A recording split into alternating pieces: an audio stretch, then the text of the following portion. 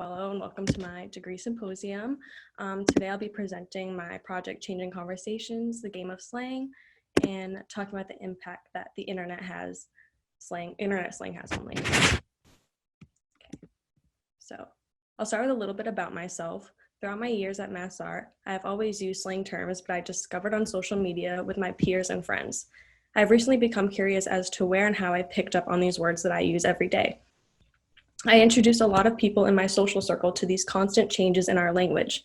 Through my project, I want to trace back the origins of some of the slang and become more self-aware and discover where this can lead our generation.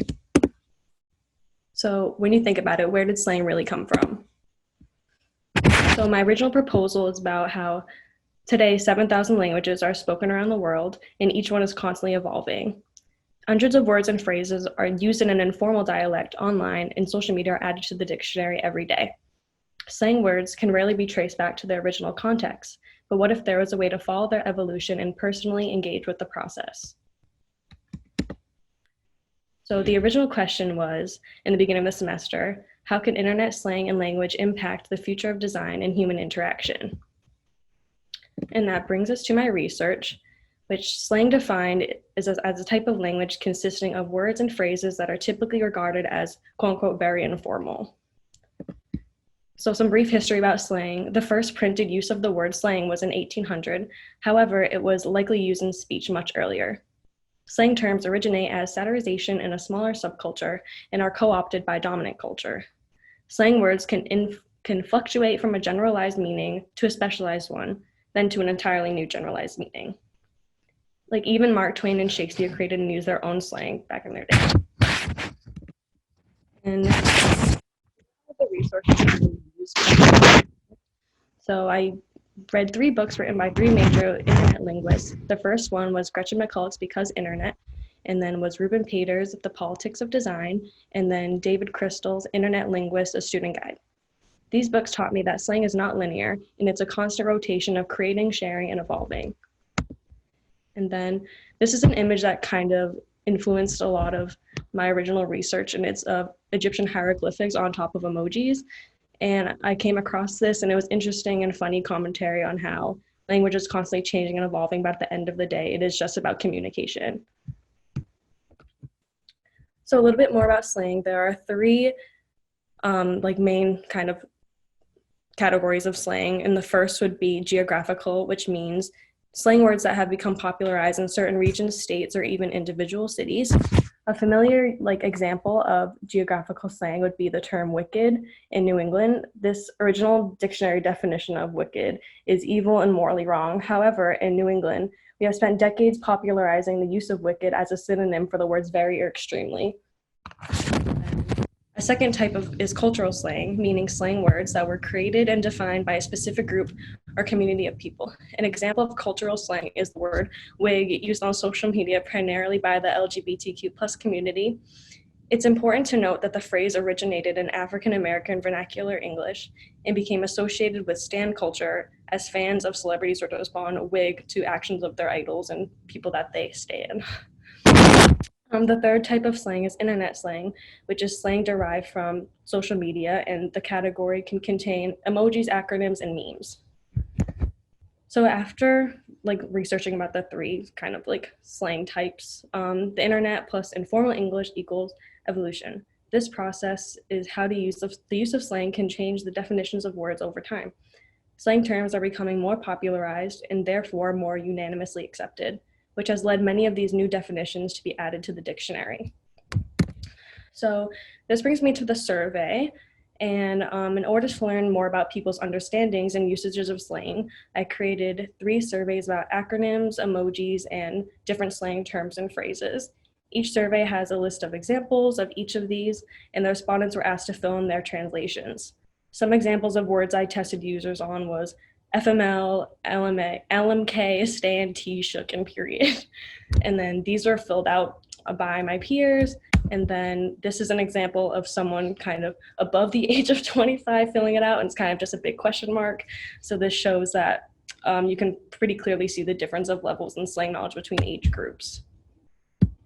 So after the survey, They showed me that the people who knew similar slang words were usually in the same social circles, and people that got the most correct answers are more active on social media platforms. College students knew the most slang compared to people over the age of 25, where the terms originated from. So this brings me to kind of my project evolution, which my first idea was to make a database or some sort of dictionary. However, after my research, my idea changed a bit. I decided that I wanted users of whatever I created to be able to participate in the process of language evolution in an engaging and educational way.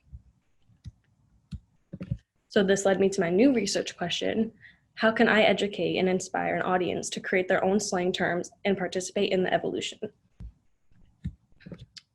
So throughout my research, I found out that board games have the ability to help people learn how to cooperate and communicate with the group, as well as educating them through the process in a fun way. I felt like creating a game for my project was the best solution. So board games help people cooperate, communicate, learn, and have fun. So I wanted to create a board game that was a mix between the website Urban Dictionary, which is a platform for users to enter their own slang words, and the very popular party game Cards Against Humanity. And then this brought me to my solution, and my solution to the research question is the game of slang. The game of slang is where friends can gather and collaborate to create their own slang words to use and share. The game of slang allows players to take the process of creating slang words out of its typical context, the internet, and into the physical world, encouraging them to think outside the box of the intricacies of communication. People give wacky real words with singular definitions a brand new meaning, turning them into new slang words to use amongst their friends. Okay, so now I'll walk you through my final deliverables. So this is the box and cards, and then this is an overview of all the contents in the physical box of the game of slang. The box includes an instruction manual which folds out into the board game, a sentence pad, 40 slang cards, 70 definition cards, 7 suffix pieces, and 8 blank cards. And I'll dive deeper into each of those. So this is kind of a quick version of how to play the game. So to play the game of slang, first the players draw their definition cards. Each player will take 5 cards from the pile. Next, a slang card will be drawn by the judge and placed in the center of the board. Then each player will place one of their definition cards on the board to pair with the word. Then the judge picks the winner. After the game, players can put their words in context in sentences, add suffix pieces, share them online and through the Game of Slang Instagram page. So for example, on the left-hand side, you can see the definition would be the babies who are first look hips against their will. And then you add that with the word hiplings, and then you put in a sentence and it says, my cousin's coming over and bring her 2 little hiplings with her. So that gives the word a new meaning because hiplings originally means with the hips foremost. And that's a real word in the dictionary. So then we give it a new meaning, a new sentence, and you can share it. And here's kind of an up close of the cards. So the words on the slang cards are real words in the English dictionary, and each card has the original definition of the word on the bottom left corner. So players are also educated on the origins of these words as they're playing the game and adding a new meaning. And then these are front and back examples of the cards. And then this is the instruction manual that doubles as the game board. It covers everything from the contents of the box to gameplay and how to share your content online. And then this is the back side. And then this is what it would look like in use. And due to the coronavirus pandemic, my project slightly changed.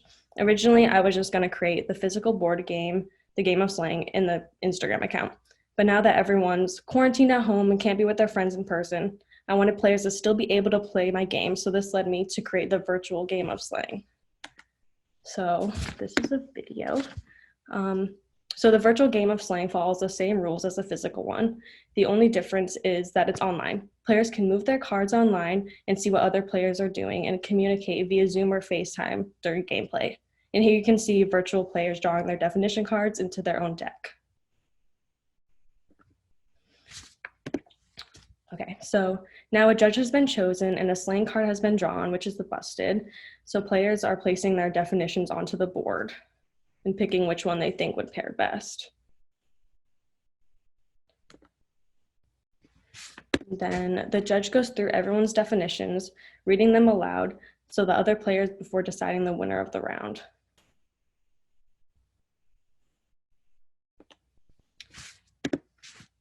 And then once a winning card has been chosen, all the cards in the round will be discarded, and then they'll select a new card.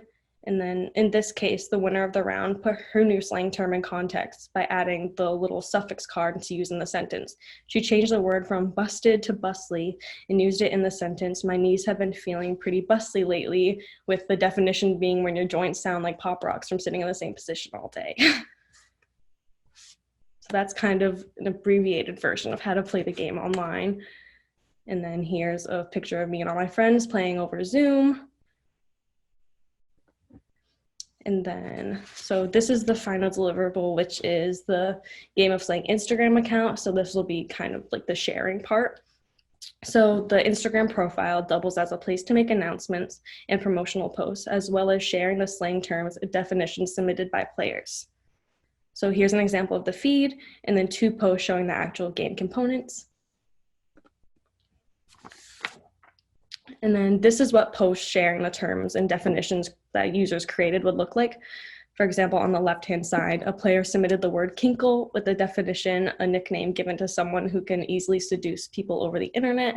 So then the Game of Slang Instagram allows players to trace back the origins and evolution of the slang terms they create in a fun and engaging way. So then you can kind of click on the hashtag and see what everyone posted. And so it kind of gives a timestamp to slang, which is something that we've never had before.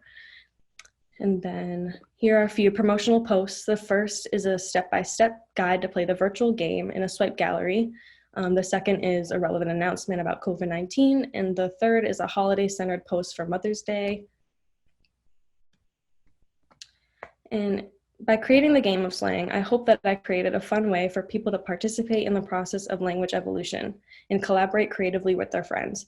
I hope that this game allows people to become invested in this topic and begin to pay attention to our rapidly changing language. And thank you so much for watching. I hope you enjoyed my presentation. The QR code on your screen will take you to the virtual Game of Slang if you actually want to play it with your friends. So yeah, thank you. Sorry, I talked really fast.